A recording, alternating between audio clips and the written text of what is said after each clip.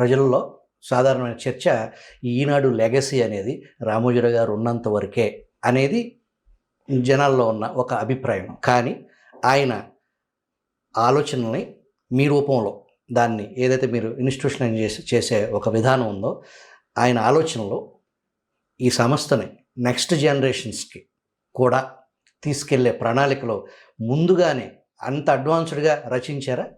100% అండి. అసలు ఆయన ఎప్పుడు కూడా ముందు చూపు ఎక్కువ అండి. విజనరీ అంటాం కదా, ఆయన చాలా ముందు చూపు ఉన్నటువంటి వ్యక్తి. 50 ఏళ్ల తర్వాత, 100 ఏళ్ల తర్వాత అట్లా ఆలోచించేలాంటి వ్యక్తి. అండ్ మనం బియాండ్ ఈనాడు ఆలోచిస్తారండి.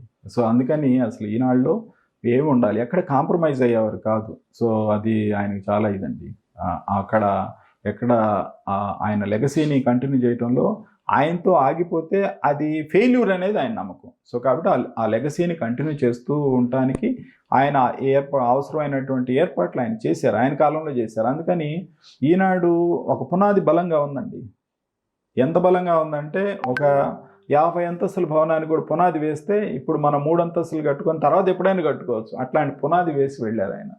సో అందుకని ఈనాడుకి అది ఏదన్నా ఒక రంగం మొత్తం దాని మీద ప్రభావం చూపితే చెప్పలేం, కానీ ఈనాడు అట్లాంటి నిర్మాణం చేశారు. అందులో కూడా వ్యక్తుల ఆధారంగా కాకుండా ఒక బలమైనటువంటి నిర్మాణం, ఒక స్ట్రక్చర్ని ఆయన నిర్మించారు.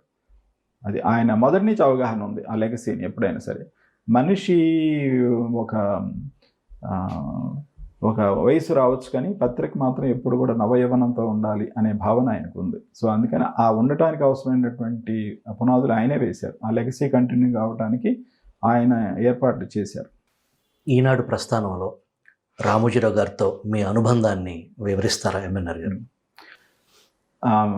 రామోజీరావు గారితో అనుబంధం అసలు మొదటి రోజు నుంచే ప్రారంభమైందండి. అసలు మమ్మల్ని ఆయనే ఇంటర్వ్యూ చేసి తీసుకున్నారు. మేము ప్రవేశ పరీక్ష రాసి ఇక్కడికి ఇంటర్వ్యూ చేస్తే ఆయనే స్వయంగా ఇంటర్వ్యూ చేశారు. మేమందరం ఇక్కడికి శిలలుగా వచ్చి ఆయన పర్యవేక్షణలో శిల్పాలుగా తయారైనటువంటి వాళ్ళం.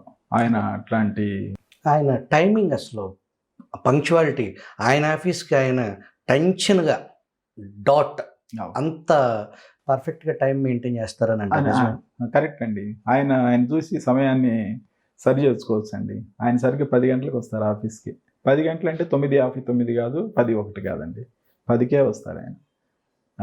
ఆఫీస్కే కాదండి, సమావేశాల నిర్వహణ కూడా.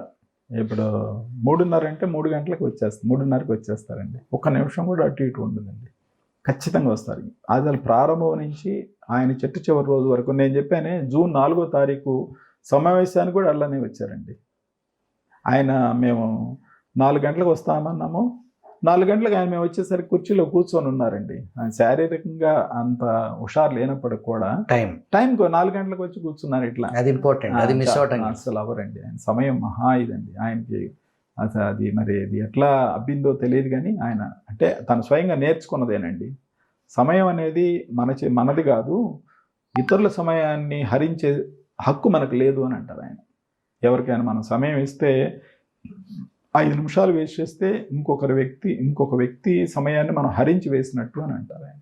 అది ఆయన అంగీకరించి సమయాన్ని ఆయన చివరి నిమిషం వరకు అట్లానే చేశారండి. సమయం అంటే మన జీవితం అని భావించేవారు ఆయన. పెళ్ళికి వెళ్ళినా అంతేనండి. పెళ్ళికి కూడా 11 గంటల 14 నిమిషాలకి ముహూర్తం అయితే సరిగ్గా 11 గంటల 10 నిమిషాలకి వెళ్తారు, పలకరిస్తారు, అక్షంతలు వేస్తారు, ఫోటోలు దిగుతారు, వచ్చేస్తారు అంతే. సో అది ఎక్కడ ఏ సమావేశానికి వెళ్ళినా, ఆఫీస్కి వచ్చినా, పెళ్ళికి వెళ్ళినా, కార్యక్రమంలో పార్టిసిపేట్ చేసినా, ప్రయాణం పోయినా టైం అంటే టైమే అది. సో అది ఆయనలో ఉన్న గొప్ప లక్షణం.